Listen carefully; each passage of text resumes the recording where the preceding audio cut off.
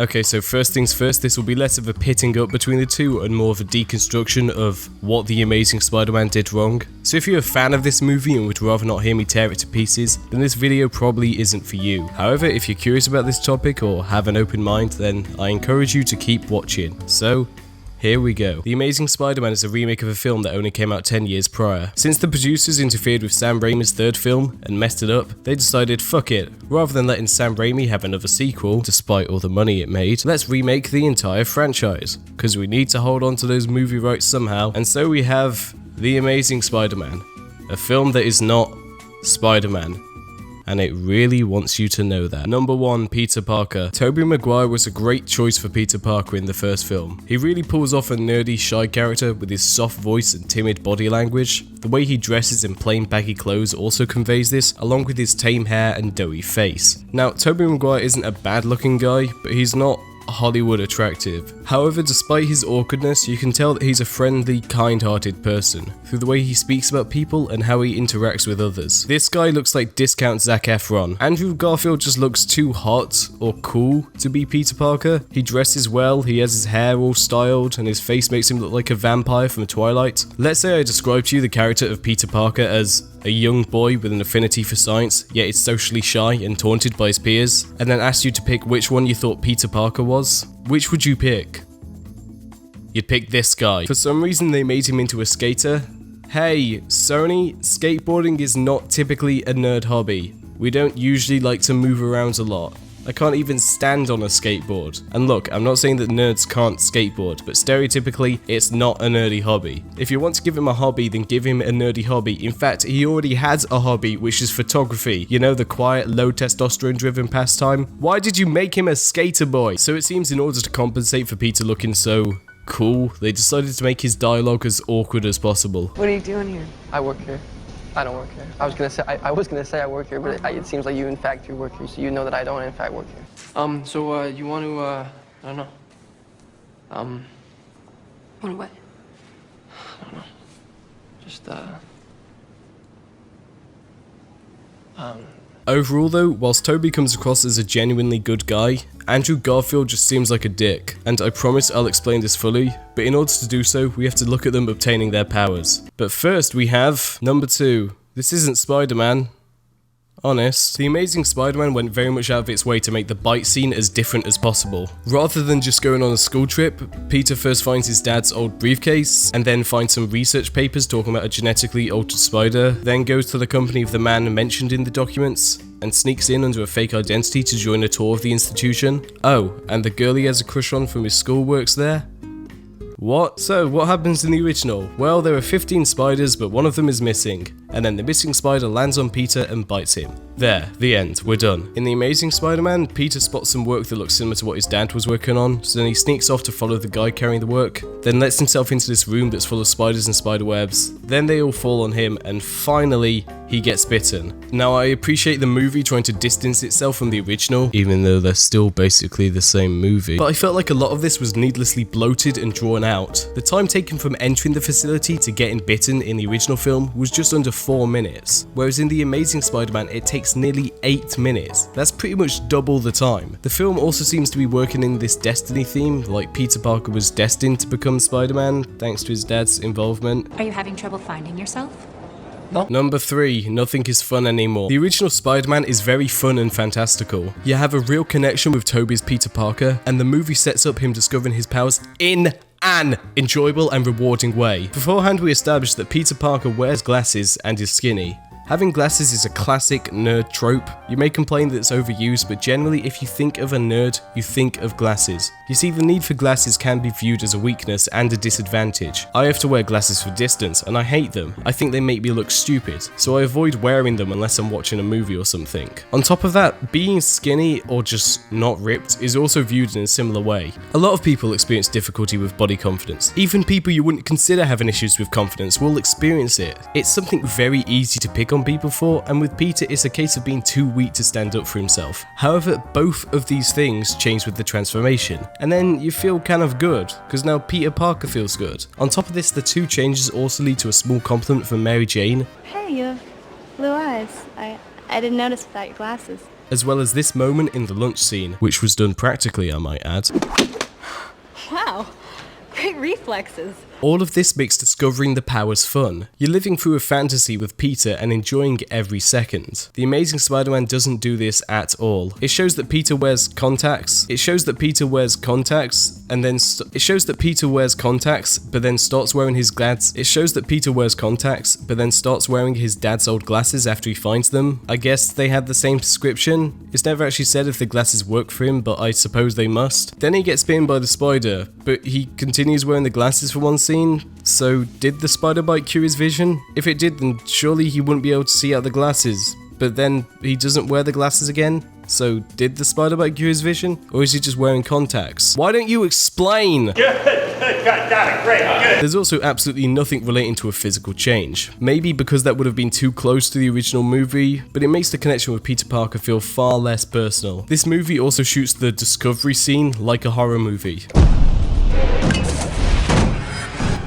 Jesus, that's terrifying. Some awkward events lead to Peter accidentally beating up a train carriage full of people, and I'll be honest, I didn't laugh or find the scene fun at all. It was all kind of shot too flatly, and it cuts too much, so honestly it just looks like Peter Parker beating the shit out of some random guys. On top of this, you can barely hear Andrew speaking. I think maybe he just didn't have enough charisma to make the scene work, or the director didn't explain it well enough to him. If the scene was shot with some energy, like the fight scenes in Kingsman, then maybe it could have worked better, but instead it's just kind of, whatever. Continuing from the lunch scene in Spider-Man, Peter's discovery of his web results in him accidentally hitting Flash with a tray of food. Peter tries to run off, but Flash follows. And then this right here is the stuff I love in movies. Maybe it's underdog, I don't know. But basically when a previously weak or underestimated person surprises everyone. Peter is still unaware of his spider powers, but soon into the fight he realizes, demonstrating fast reflexes, great gymnastic skills, and finally the ability to beat Flash in just one punch. It's an amazingly satisfying moment. The Amazing Spider-Man tries to do a similar scene, but it doesn't work nearly as well. In this scene, Flash accidentally knocks over some people's paint, so Peter decides to try and get revenge by messing with Flash. And what you should note right here is that there is a clear dynamic difference. In Spider-Man, it was Peter who hit Flash by accident, and then Flash who wants to get revenge, whereas in The Amazing Spider-Man, Peter is going out of his way to get revenge on Flash. And in fact, he actually knows about his powers at this point, so already he's abusing them by doing this, unlike Toby. Now the scene is initially a little fun, but it just goes on too long and ends up making Peter look like a dick.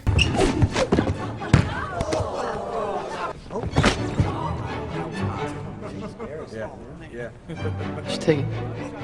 Fuck you. Each movie handles the obtaining of powers very differently. Spider-Man is like an amazing discovery of incredible power that builds in excitement as each ability is found, whereas The Amazing Spider-Man paints it more like something terrifying and mysterious. And yeah, some people may like that, but to me it's just so much more fun in the Sam Raimi movies. Number 4, Uncle Ben's death. Once again, Spider-Man just nails it. The build-up to this scene is executed brilliantly. First of all, there's motivation. After his conversation with Mary Jane, Peter realizes he wants a car to impress her, and as an audience we want him to have a car too, since we'd like to see him get the girl. He spots an ad in a paper for a wrestling match which pays just enough to get the car, but he realizes the disapproval he'd likely receive and instead says he's going to the library. However, Uncle Ben steps in and offers to drive him there. Now up to this point the movie had done a really good job of cementing a genuinely loving relationship between Peter and his aunt and uncle. You can see this in the way they talk and the things that they share. Hey, Michelangelo, don't forget we're painting the kitchen right after school. Got it? Sure thing, Uncle Ben.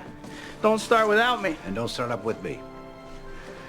You can even tell Peter feels bad when he comes home late and realizes he missed painting the house with them. So therefore in this scene, you can understand the struggles of both sides. You really feel sorry for Uncle Ben when Peter snaps too far. And I know I'm not your father. Then stop pretending to be.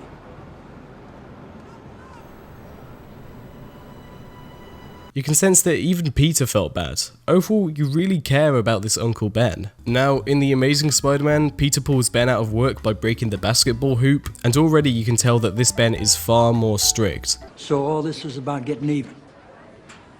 If so, I guess you must feel pretty good about yourself now, right? He explains to Peter that he now has to pick up Aunt May after she's finished work, and even tries to remind him, which Peter ignores like a complete dick. This leads to an even larger grilling from Uncle Ben, and whilst I can understand Ben's anger here, especially due to Peter's behaviour, the dynamic just leads us to feel less sorry for and less attached to Uncle Ben. You can really see the difference in reaction here. He didn't think it was his responsibility to be here to tell me this himself. Oh, come on, how dare you? How dare I? How dare you? Right. So anyway, back to Spider-Man. We have the wrestling scene, which is another brilliant scene. Once again, it plays on that underdog element that I love, and the scene ends on an absolute high. This is then directly juxtaposed with the scene right after, in which the smarmy wrestler guy deliberately underpays Peter because of some ridiculous rule. It said $3 for 3 minutes, and you pinned him in 2. For that, I give you 100, and you're lucky to get that. This results in immense disappointment for both Peter and the audience. You understand that he needed money for that car, and the attitude of the guy annoys you. I missed the part where that's my problem. So when the robber comes, and then this happens... You could have taken that guy apart. Now he's gonna get away with my money. I missed the part where that's my problem. You feel satisfied and side with Toby. However, in The Amazing Spider-Man, Peter storms off to buy some chocolate milk, but then he's 2 cents short and the guy won't let him buy the chocolate milk. So instead, Peter just lets this other guy rob him completely and then steals the chocolate milk. Why would you write it this way? First of all, unlike the wrestling guy, the store clerk was just doing his job. And yes, he was a dick about it. But Daddy didn't give you enough milk money today? But still, Peter was the one in the wrong here. He couldn't afford his item. So then Peter lets the store guy get robbed? This isn't Peter taking revenge on someone who wronged him.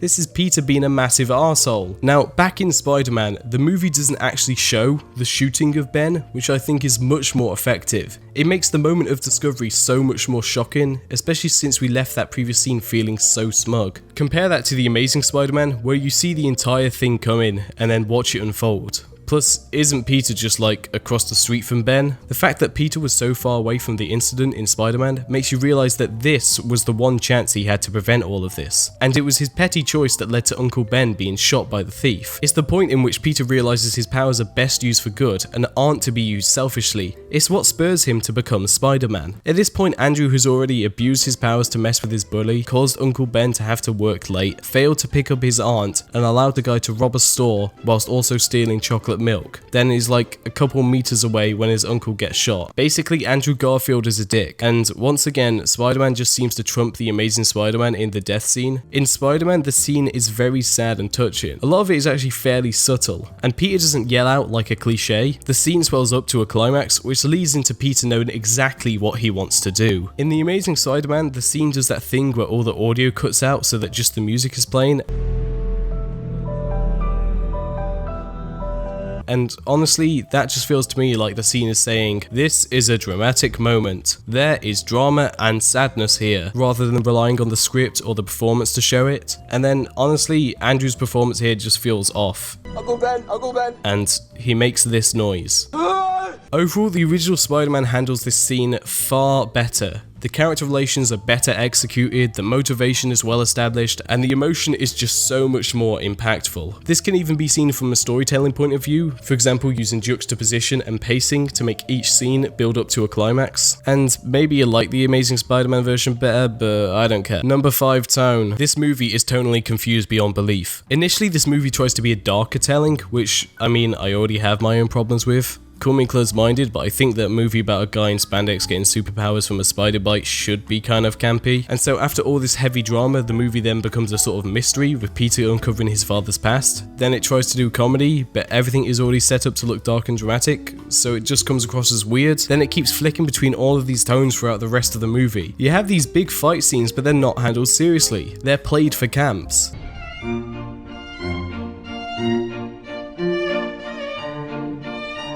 And then all the stuff that should be fun, the superhero discovery stuff, is made to be dramatic and unfortunate. The film opens with this serious scene of Peter's father discovering his office was broken into, and after taking some important documents and moving Peter out of the room, the camera zooms into this spider model which looks exactly like the Spider-Man logo. That seems like such a cheesy thing to do. Why would you put that into this serious scene? But there's one scene that the movie butchers so badly, and it left me completely clueless. Watch this scene that's meant to be serious. Who does this to you? Please go to sleep, Aunt May. Please tell me. Aunt May, please go to sleep. I can't sleep. Don't you understand? I can't sleep.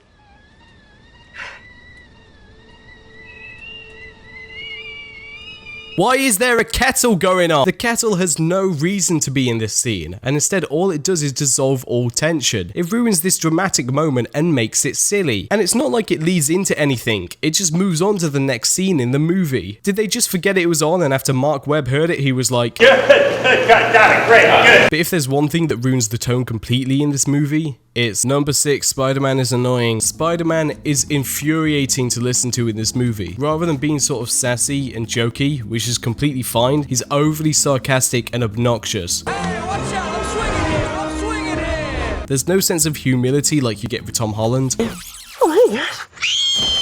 And he's not earnest like Tobey Maguire, he's just annoying. Oh, it's so simple. That was cool, man. And the way the dialogue is handled in this movie is so weird. Just let me go. Is that a knife? Is that a real knife? Yes, it's a real knife. My weakness, it's small knives. Just let me go. Anything but knives! Why are you talking over each other? Oh! Boys in blue here! Oh my god, will you just shut up? If you wanted your movie to be darker and more realistic, then why would you write Spider-Man's dialogue like this? It just dissolves all the tension in the fight scenes, and worst of all, it isn't funny. Uh-oh. Somebody's been a bad lizard. There's a lot of times in this movie where scenes just feel weird or off, like you know in your head how the scene should play out, but there's something not right about it. Overall, I just really... Oh my god, shut up! Number 7, the villain. The Green Goblin in the original Spider-Man was campy, but he was also interesting. You understood his character and his motivation for doing what he did. Testing the strength serum on himself gave him a split personality, sort of like Jekyll and Hyde, and Sam Raimi was able to express this in some pretty interesting ways. For example, speaking to a mirror and having his reflection play the Green Goblin, whereas the kindly Norman was shown on the flip side. Plus, William Dafoe was able to carry off these two personalities really well, even transitioning between them in the same shot. He was very entertaining to watch. On top of this, each of the attacks he performs have the perfect motivation. He killed the people in this scene as they were responsible for cutting his funding and going to a rival company. He attacked the people here for going behind his back to revoke his position as head of Oscorp. And finally, he toyed with Spider-Man for messing up his attacks, refusing to join forces, and stealing his son's girlfriend. Giant Lizard Man is stupid. So there's this guy called Dr. Connors, and he has a stumpy arm that he wants to grow back, so he keeps injecting himself with lizard DNA, but it accidentally turns him into a giant lizard. So then he decides everyone else should be lizards, because it's better to be lizards. That's it. That's his motivation. All these souls, lost and alone, I can save them, I can cure them. It's dumb. Honestly, as silly as the Green Goblin can look at times, it never came anywhere close to the ridiculousness of seeing the giant lizard guy for the first time. I actually laughed because it just hit me how goofy it was. And then the film tries to play itself completely seriously when Peter tells the police about a giant lizard man. Where he has transformed himself into a giant lizard.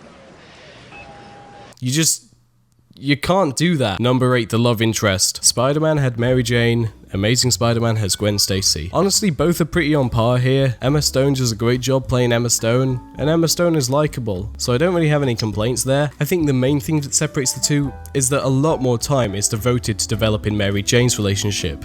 It's established very early on that Mary Jane is the girl Peter has a crush on, and you get the impression that, although they didn't speak much, they have a certain level of care for each other. Stop the bus! They've been chasing us since Woodhaven Boulevard. It's throughout the film that we see Peter opening up more to Mary Jane, and the various encounters build upon their relationship each time. It's not until the end of the film that any kind of love is confessed, and even then they don't become a couple at that point. With Gwen Stacy, the relationship develops much faster. Peter has already asked her out a quarter of the way into the movie, and by the halfway point they're effectively a couple. On top of that, Peter reveals that he's Spider-Man to her at this point, unlike Mary Jane, who just begins to figure it out at the end of the film. I remember thinking to myself, wait, how are these guys already a thing? Haven't they only had about 4 encounters prior to this? To be fair though, the Gwen Peter stuff is the best part of this movie, and I suppose it makes sense considering Mark Webb's previous work. Got it, great. In the end though, The Amazing Spider-Man isn't a terrible film, it's just a really average film, and when it's compared directly to the originals, it's like an awkward imitation that tries its hardest to seem different. With great power comes great responsibility. That if you could do good things for other people, you had a moral obligation to do those things. That's what's at stake here. Not choice, responsibility. But when the film follows so many of the same beats, it's hard not to compare the two. If Sony had done something different, rather than another origin story, it probably would have been better. In fact, scratch that, it was better. It was called Spider-Man Homecoming. However, if you have any opinions on anything I said, or any thoughts on these two movies, then let me know because I'd be interested in hearing them. But in the end, for me at least, the original two Spider-Man movies are still the best. Because of nipples.